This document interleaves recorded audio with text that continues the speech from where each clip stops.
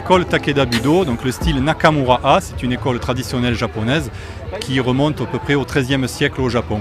Cette école a la spécificité d'avoir 5 disciplines, donc c'est un Sobudo. Les 5 disciplines, elles sont basées sur la fiche que vous voyez là, avec de l'aikijutsu qui correspond à de l'aïkido. Dans cette forme d'aikijutsu, on peut utiliser le gant en cuir que vous voyez au bras droit ici. Donc là, on est plus dans le sogo. Le sogo fait partie de l'aïkido dans notre école.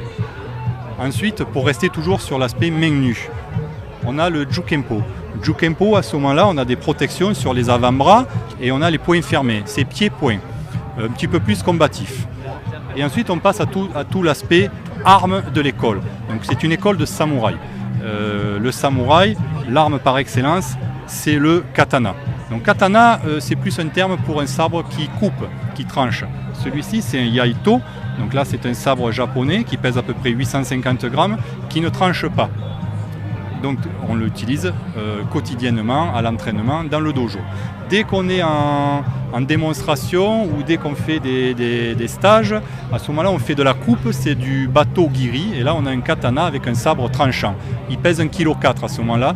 Réservé à peu près, il faut être pratiquement ceinture noire pour utiliser le sabre tranchant, parce que le danger, il est là. Pour continuer dans les présentations des différentes disciplines, vous avez le kendo. Donc le kendo, cette fois-ci, c'est le sabre en bois. Donc ça très proche de l'art du sabre également. On ne va pas au contact avec le sabre en bois, mais à ce moment-là, on utilise le fukuru shinai, qui est un sabre en mousse, on va résumer comme ça, où là, à ce moment-là, on vient frapper avec l'extrémité de l'arme. Et on vient frapper sur le dessus de la tête. Voilà. Et sur les flancs également. On a des compétitions également et des combats. Voilà. Donc le combat revêt une forme intéressante dans le Takeda Budo parce que ça fait partie de l'entraînement. On ne peut pas dissocier l'entraînement et le combat. C'est pour mettre en application le combat. Hein. C'est pas uniquement pour savoir si je suis numéro 1, numéro 2, numéro 3. Voilà. C'est mettre en application. Et je crois que je n'ai pas parlé du Jodo.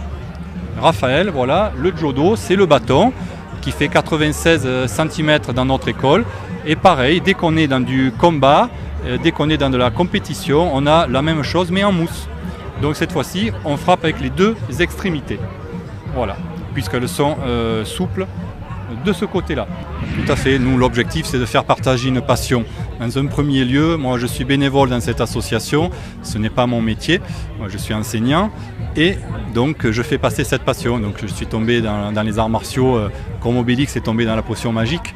Je suis tombé à l'âge de 11 ans et j'ai jamais arrêté. Voilà. Donc aujourd'hui je fais partager cette passion à tous ces jeunes et moins jeunes et je pense qu'ils me le rendent bien. Donc eux aussi c'est des passionnés.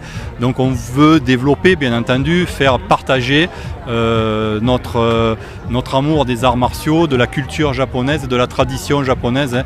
On insiste sur le fait qu'on est vraiment une école traditionnelle japonaise. Donc nous on est présent dans les gymnases de la ville. Donc on est au gymnase Pio le mercredi, on est à Coubertin le lundi et on a un créneau enfant le vendredi soir au gymnase de l'Aune.